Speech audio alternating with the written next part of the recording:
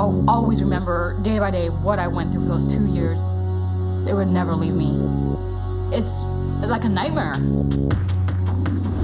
The nightmare began when Lydia Fairchild was told the children she had given birth to could not possibly be her own. I know I carry these kids. I know I gave birth to these kids. I feel like I was just the only one in the whole world trying to fight for my kids, and nobody in the world was listening to me. Did I think the kids would be taken away at one point in time?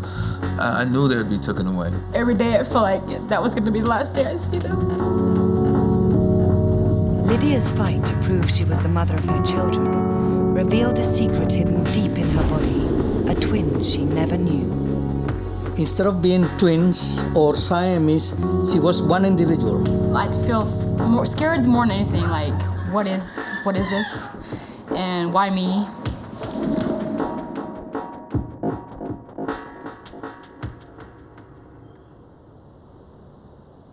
This one is my first baby, Jamie. And this is, I think, the 3rd day home from the hospital. And that's me holding him there. And then here's another little picture of me. You'll see me a lot on the couch holding him. And I was so happy having him. Lydia Fairchild had her first baby 4 years ago when she was 21. Despite being separated from the father, Jamie Townsend, she and Jamie had a second baby a year later. You have to go sit in there, buddy, okay? Okay? And there he is looking like Elvis. I thought that was a cute picture. Another year on, her world was plunged into even greater chaos. She was pregnant for the 3rd time by Jamie when they split up again. With no steady work and unable to support herself and the children, she applied for welfare benefits.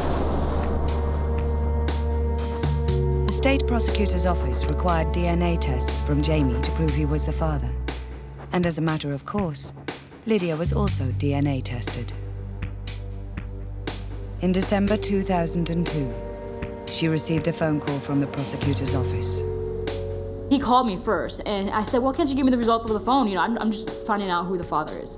He goes, well, you really need to come up to the office. So that's when we went up to the office, and I went in the back room. Just him and that lady sat there, just stared at me. And I'm sitting by the door in this chair, and they just stared at me. And I was like, so what'd we get? He goes, well, he's 99% the father. And I'm like, okay, good. Okay, we know he's the father. And they go, well, there's a problem. And they go, there's no way you're the mother. Lydia was stunned. She couldn't believe the DNA results said she was not the mother. At first, I kind of laughed. I was like, what are you talking about? And they were serious. I can just see the seriousness in their faces. I mean, they're just staring me down, like totally checking me out. And then they just started drilling about, are you Lydia Fairchild? Who are you really? Where'd you get these kids from? Did your sister have these children and you're taking them and doing welfare fraud? And they just went back and forth, just drilling me. Lydia's results were extremely unusual. A normal DNA test proving a mother-child link would show a 50% match between their DNA patterns. Yet Lydia's test showed no match at all between her DNA and that of her children. Based on these results, the chances of Lydia being the true mother of her children were 1,000,000,000 to 1. The state prosecutors were suspicious. Even Lydia's family couldn't make sense of the result. I believe my daughter. At the same time, I also believe the law had something against her. I believe that somewhere she did something, she was in trouble or something, you know. I've always had faith in DNA.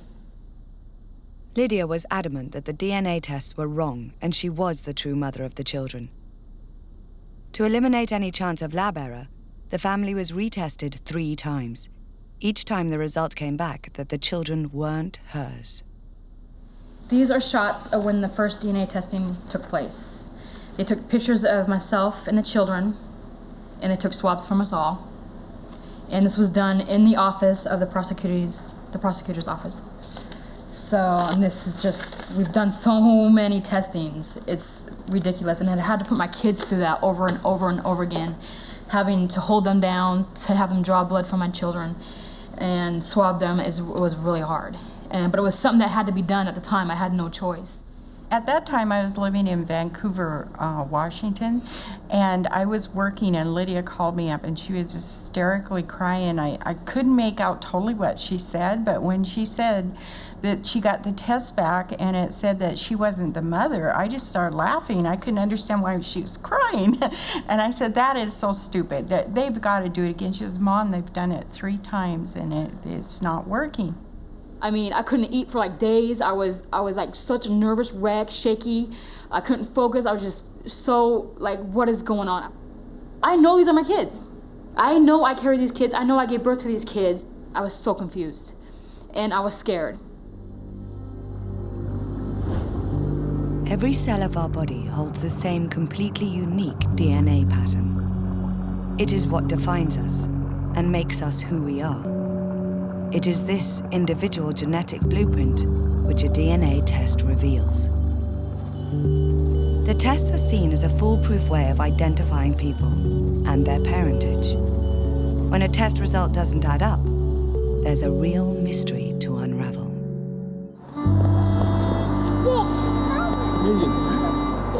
Lydia had to find a way of explaining why her DNA didn't match with her children. But how? The future of her family was about to become dependent on the story of another mother.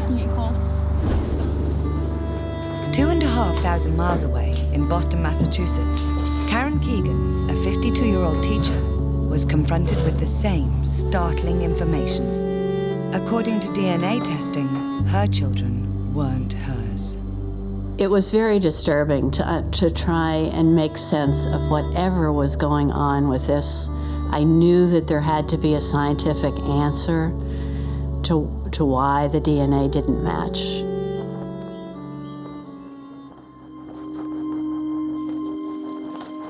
Ten years ago, Karen Keegan, the mother of 3 grown-up sons, needed an urgent kidney transplant. She, her husband, and 2 eldest sons had blood tests to look for a donor match from within the family. The results, when they came back, were shocking. I got a call saying that something very unusual had been discovered. The DNA of my children did not match me, and they had never had a case where a mother did not match her children's DNA, which put me in a pretty unusual situation since I knew that they were my children, and I really just couldn't understand why on earth this had happened. I knew that then that the hospital had made a very bad mistake. I think my mom and dad brought us over and said, well, we got something to tell you. They're telling us that you're not our children. Our reaction was concern, just because my mother's condition that she was in, with her needing a kidney transplant, not needing anything to rile her up, and she did seem a little riled up that she was angry that they came back and told her this information. I did have times of thinking after I had told my sons that our DNA did not match, that somehow they might somehow think of me as less their mother. And that was very saddening to me. I remember feeling emotional about that somehow it was more like an adoption, or it was just not the same as being their mom. Shocking though the information was, Karen was seriously ill and needed a kidney. Her sons were ruled out as donors, but fortunately, Karen's husband was a suitable match. My husband offered to donate a kidney, and we both went into the hospital together. He was a couple of hours ahead of me, and his kidney was removed, and then I was prepared at the same time and then had the kidney transplant at that time.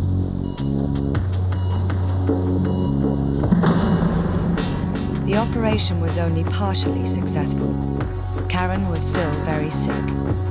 Within a year, she had to return to hospital and was referred to a new doctor who became intrigued by her story. little by little and week by week, she started asking me questions about some of the issues surrounding the DNA and the children and the non-matching. And as I told her my story, I think her curiosity got aroused to the point where she knew that something was not right. The doctor decided to test both Karen and her sons again. The results came back the same, but there was a puzzling new development. My third son was tested at that time for the first time, and he was a match for me.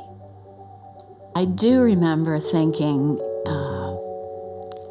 are there certain physical characteristics that make this third son look more, act more? Is his personality more in tune with what my group of genes is producing? The doctors at the hospital sought advice from senior colleagues for a possible explanation to the mystery. Transfusion specialist Lynn Earle sifted through their replies. The initial responses that came back from many of our colleagues were, this mother is excluded as the mother of her two sons. The comments that were made to us included the fact that perhaps she had in vitro fertilization and she just didn't own up to that or want to speak about that, or that something else was amiss within the family. Karen was a well-liked and respected member of her community, with over 30 years' service as a special needs teacher.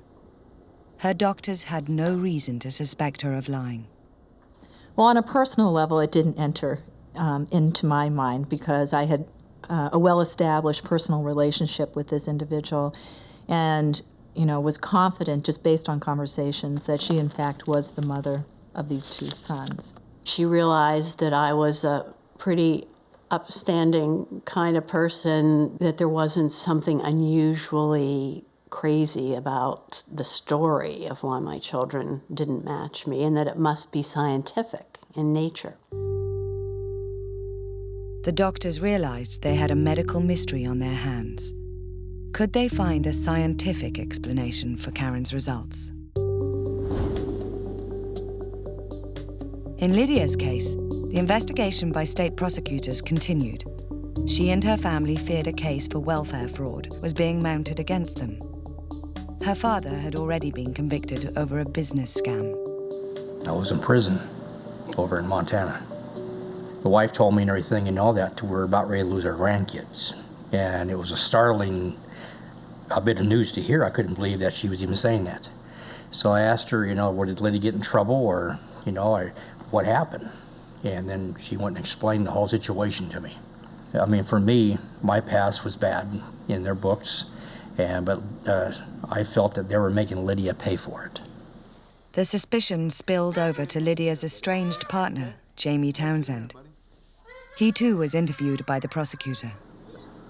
Okay, they came in and basically asked me what was going on. They said, Jamie, you're 99.9% the kids, and the mother is not the mother. And I told them, I said, how could that be? I seen the kids born. And they said, you were there? And I go, yeah, I was there. They thought I was lying. They thought maybe I had kids by one of her sisters, or maybe I had kids somewhere else and that we had the kids and we were just getting a check. I think that's the way it was put to me. Basically that we were running a big fraud. The family knew they were under suspicion.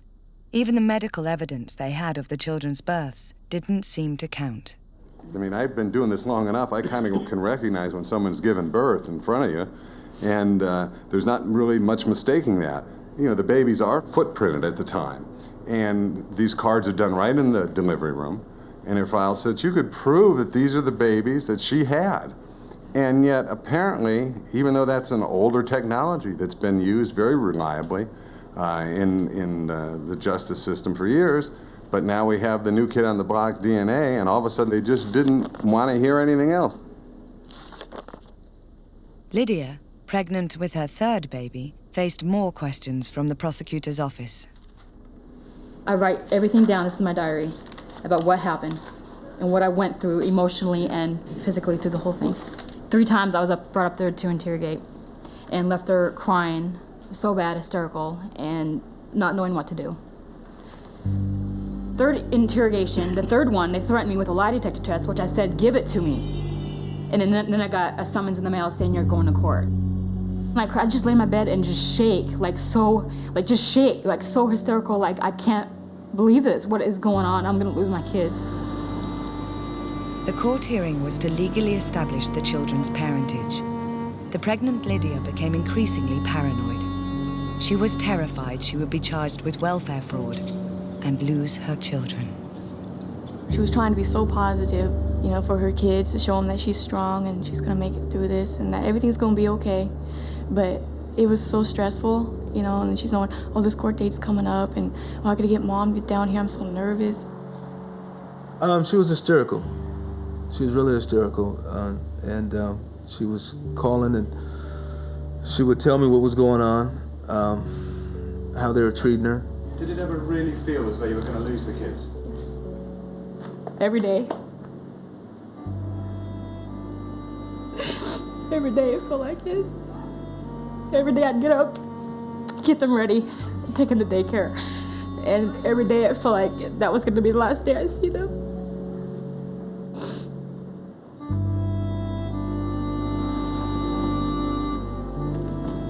Every day I remember just sitting over at her house and we were just watching a movie and someone would pull up to the house and she just gets scared, what's going on? Who are they? And Sarah, don't open the door. She was scared every day that these kids were going to be taken away. Seeing them, their smiles on their face and their looks, I just start crying. And they'd come up to me and Jamisha would push my hair away to see what's wrong, and Jamie would come up, what's wrong? And all I can do was hold them. Because they're so young, I couldn't explain what was going on. They didn't understand nothing. And I just hold them and just cry. It was really hard.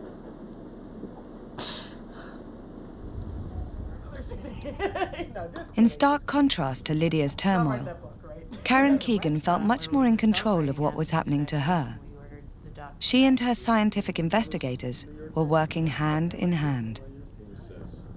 I willingly and interestingly participated in all of that research because, from my point of view, it had an awful lot to do with the way the justice system is moving in our country and the fact that DNA is becoming such an important part of the legal aspects, and because I was interested myself in finding the answers. Karen offered herself up as a medical guinea pig, but the doctors were unsure where to go with their research, until an intriguing lead came in from their consultations.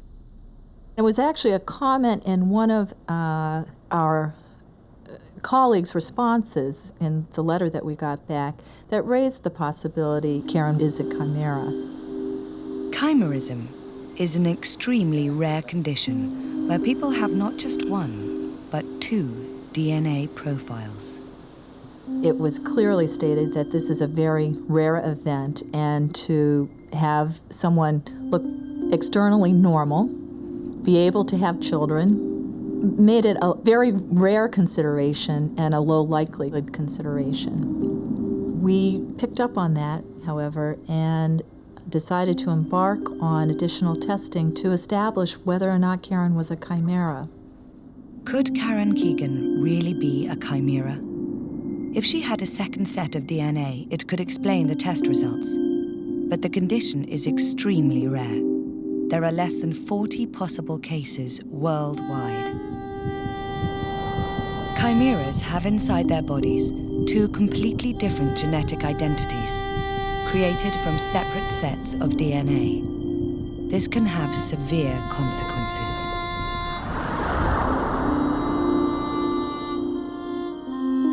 Four years ago, in Texas, the surgeon Linda Baker was asked to help in the diagnosis of a possible chimeric case. When I first saw this patient with chimerism, he was a very healthy, vibrant appearing baby. If you saw him in his mother's arms on the street, you really wouldn't think too much about him because his absolutely normal appearing face. It really wasn't until we took his clothing off that you realized that things were a little bit unusual about the child. The child, in essence, looks in between sexes. It's not clear externally whether the baby is definitely a male or definitely a female. The child was a hermaphrodite, and just as intriguing for the doctors were his strange skin pigmentations. When I examined his belly, the left side, below the belly button, was all of fair skin in this African American child, whereas on the right side below the belly button, it was of much darker pigmentation. It was so marked that there was literally a line that one could draw with your finger from the belly button straight down toward the genitals. That unusual skin pigmentation obviously piqued my interest, but at the moment I really didn't realize what it was all about. The baby was examined internally to find out more.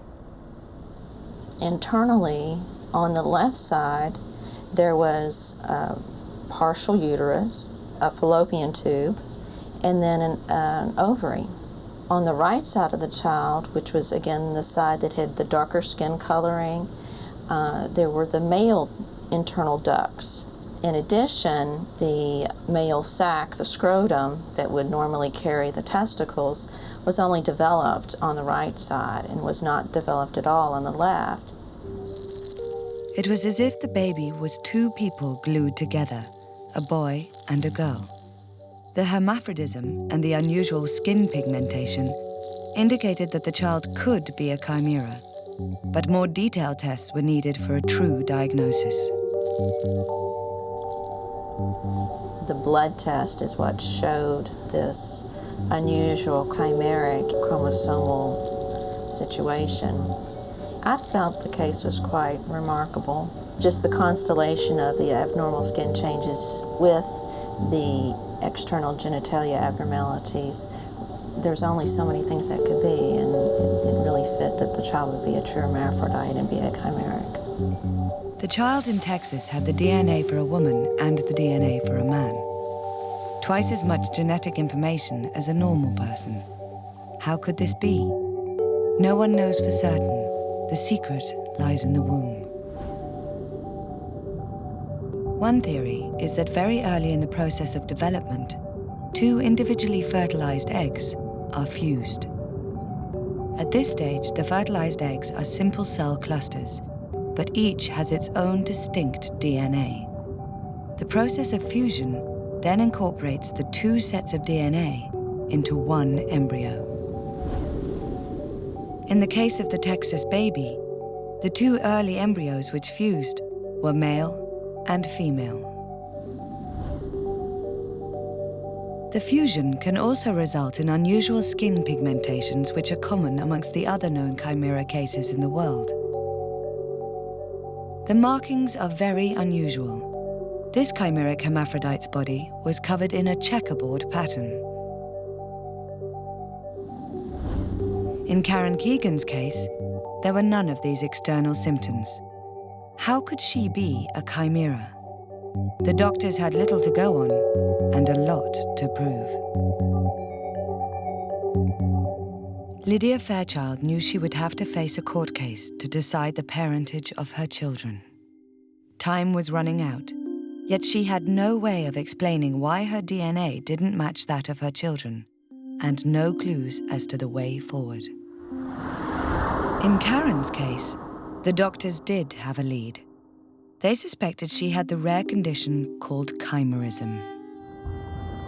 To prove it, they had to find a second set of DNA hidden somewhere in her body. Her doctors got funding for a dedicated research project. They enlisted the help of immunologists at the American Red Cross and Harvard Medical School. My goal at that time was, so there's two sons of this patient. They carry paternal genetic information. There's no maternal genetic information in these two children, apparently.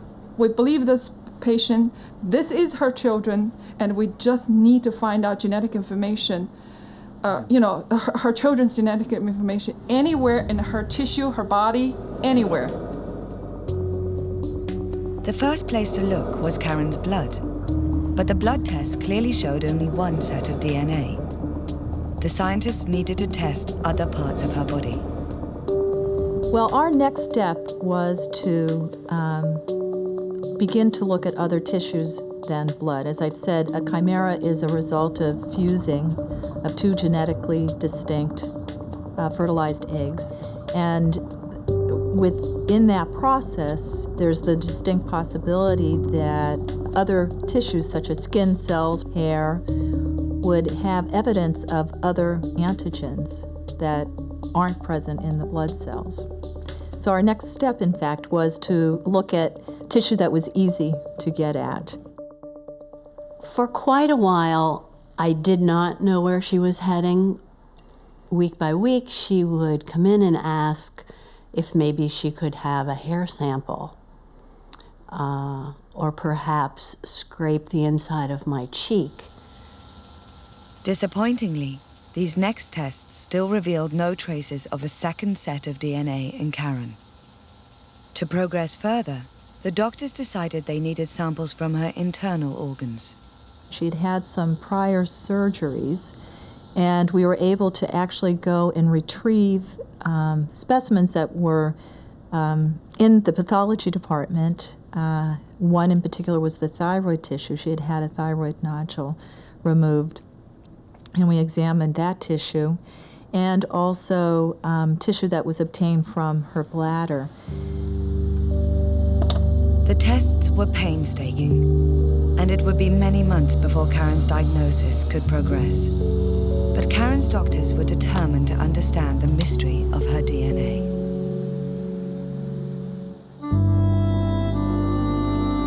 It was completely different for Lydia Fairchild.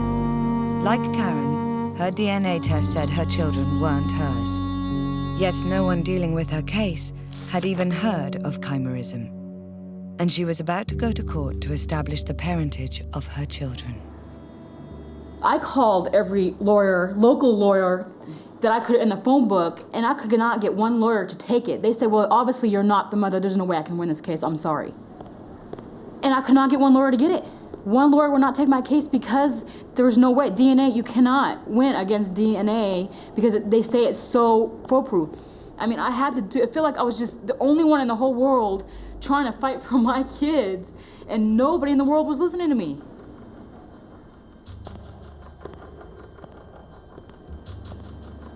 So I go to court.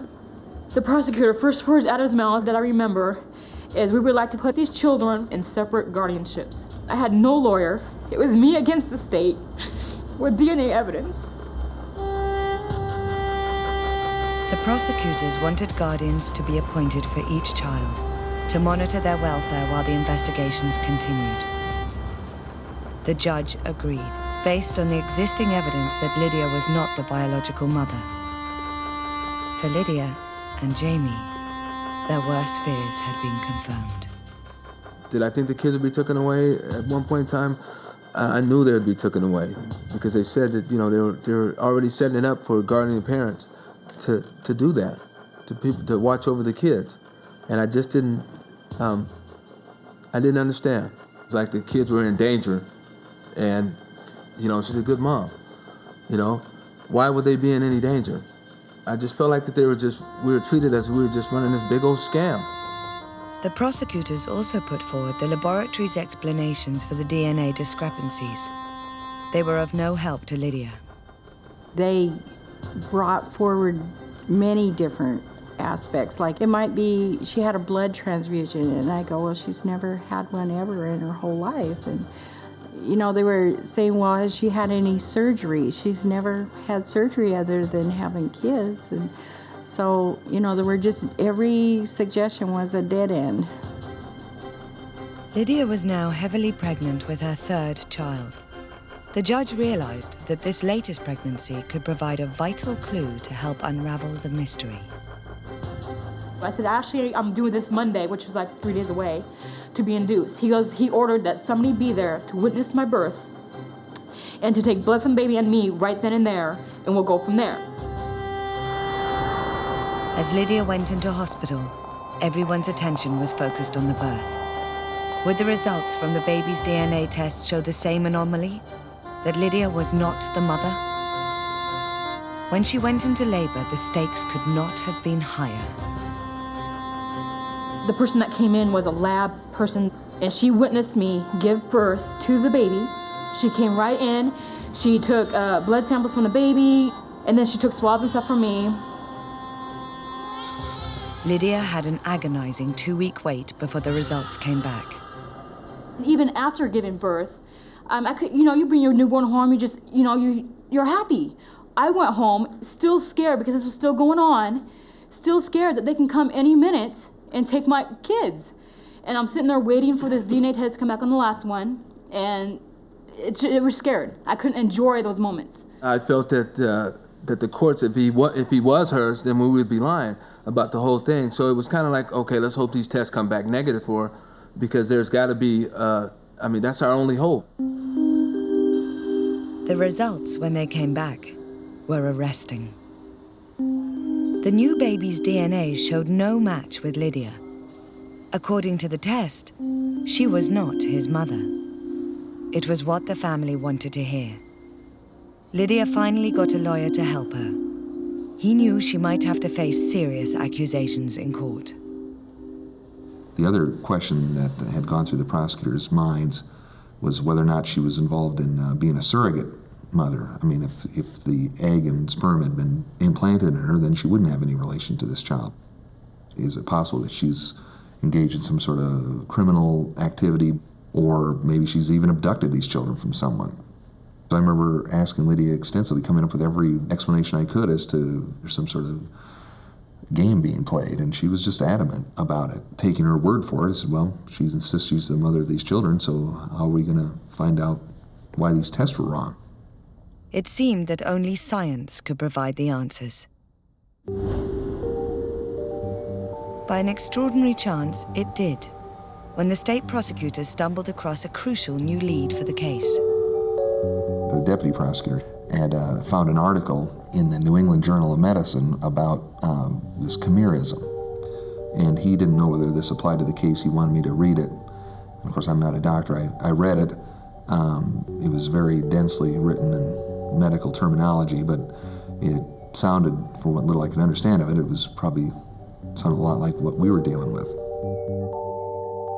For the first time, the question was raised, could Lydia be a chimera? Lydia and her attorney went back to court. The judge agreed to postpone the hearing while they tried to find out more. By amazing chance, the stories of Lydia and Karen now met. The paper in the medical journal had been written by Karen Keegan's doctors, who had had a major breakthrough. Both of my brothers, as well as my mother, donated blood samples, which were sent then to Boston. That was very important. It was really almost a turning point. These family tests were to prove key. Comparing the DNA from family members led to a bizarre result. It looked as if Karen's sons were the descendants of her husband and her brother. So in other words, almost if you put her brother Right. and this patient's husband together, they will produce perfectly that two children. Yeah, So that with that was the clue.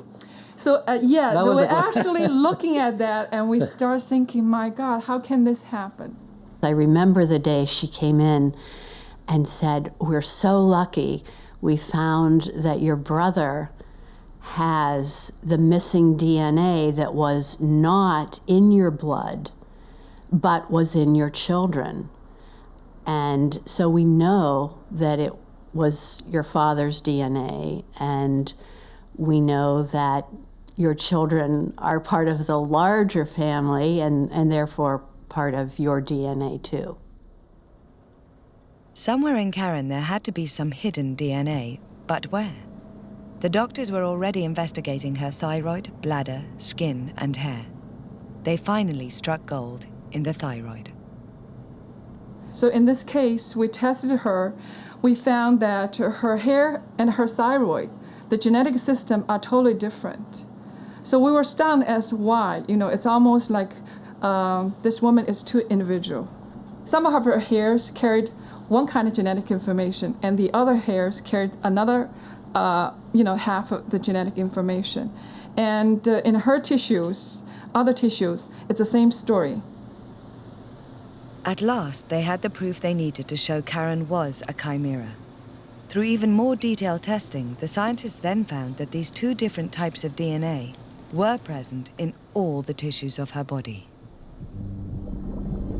In most of her organs, the majority of cells contained one type of DNA, with only a few cells containing the secondary DNA. It was in just a few tissues, like her thyroid, that the secondary DNA came to the fore. There's two genetic information. It's almost like, because we should inherit half from the parents, she inherited 100% from both. It's almost like a two individual. A Karen Keegan is two people in a one. So for this two people in a one, throughout her tissue, sometimes this one person's genetic information is dominant, in another tissues, the other genetic information is dominant. It's almost like twins or Siamese people, but in her case, instead of being twins or Siamese, she was one individual. Karen became a chimera because of the fusion of two fertilized eggs. The fusion happened early, sometime in the first 4 days. Any later, the embryos would have developed tissues and a nervous system, and Karen would have become Siamese twins. In her case, the two embryos were female. If one of them had been male, she would have become a hermaphrodite, just like the baby in Texas. It is pretty weird when you think about it. I have to agree with that. It's very, I've come to understand how very, very unique a situation it is. It's not documented in that many cases around the world. Chimerism is a little understood phenomenon. What exactly causes these fertilized eggs to fuse in the womb is still a real scientific mystery. To grow in the uterus, and the factors in the mother in the uterus are not totally understood. One of the least phenomena known in biology, in my opinion, is what causes chimerism. This is totally unknown. Yes? I agree. Yeah. I don't think so. We're in the beginning behind. of understanding something that if one is a believer, that only God knows, perhaps. With the Karen Keegan case solved, the doctors at the Beth Israel Hospital were alerted to another possible chimera case. After being approached by Lydia's lawyer, they agreed to investigate her DNA. To date, this seems to be a very rare occurrence.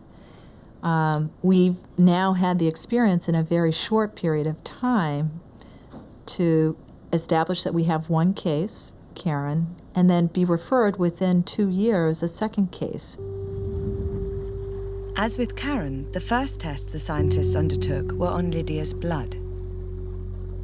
One of the tests that our lab here was involved with was actually looking at Lydia's red cells to look to see whether or not she had a mixed population or a chimeric population of red cells. That's a way to define someone in the red cell line as being a chimera. In Lydia's case, we found no evidence in her blood of the red cells being chimeric in nature, that she had a mixed population of red cells. But the doctors had been down this route before with Karen. They knew that blood testing was only the first step.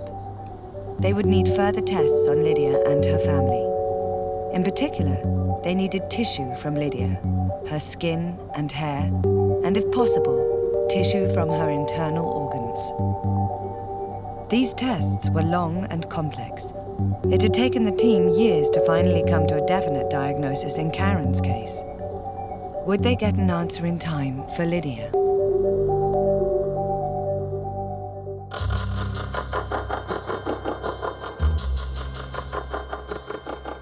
Lydia had to go back to court to hear if she would finally be accepted as the true mother of her children. Time was running out. But the scientists on the trail of Lydia's chimerism had not finished their tests. What they could show was a definite DNA link between Lydia's children and Lydia's own mother. Just as with Karen Keegan, the DNA was in the larger family. This finding, taken together with medical records of Lydia's first 2 deliveries, was submitted to court as proof that Lydia really was the mother of her children. The evidence had an impact. The judge, who had initially questioned whether Lydia was the mother of the children, now admitted he had been wrong to doubt her. For over a year, Lydia had lived with the fear that her children would be taken away. Just felt like when he said that, like my stomach just dropped, and I just felt like I came that close to losing my kids, and I just started bawling in court. I really believe if little Jamie hadn't came back negative for her, that they would have took the kids. I felt kind of relieved. I felt, okay, God made this right. You know, he gave me my children. I prayed every day. I mean, every minute of the day, it felt like I was praying, and to make this come out right. The court concluded that Lydia was the real mother, and Jamie Townsend the father of the children, 16 months after the first DNA results had come in. Everyone involved in Lydia's case recognized its dramatic implications. In the first court hearing, the judge had openly wondered how far DNA tests could be relied upon. He says, every single day I send fathers home because their DNA doesn't match the kids. He says, what if I was wrong? What if one of these fathers maybe had that same disease? And I told him, you cannot visit these kids, they're not yours. The courts rely on these tests to a great degree. I mean, people go to death row because of DNA tests. People are released from death row because of DNA tests.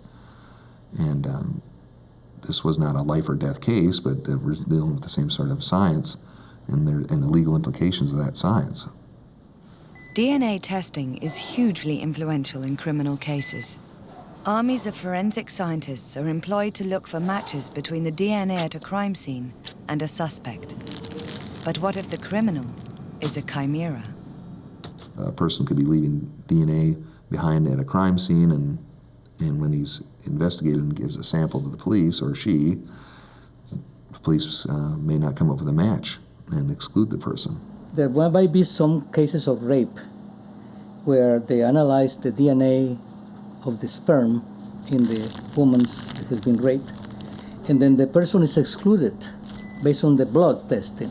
If they commit a perfect crime, all the DNA information from the blood, from the scene, may not indicate them at all. Who's taller? I don't know about that. After 2 years of turmoil, Lydia and Jamie are trying to get their lives back on track. They are together again and want to make a fresh start. But Lydia still feels she is under a cloud. Yeah, you the tallest? I feel more scared more than anything, like, what is this? And why me?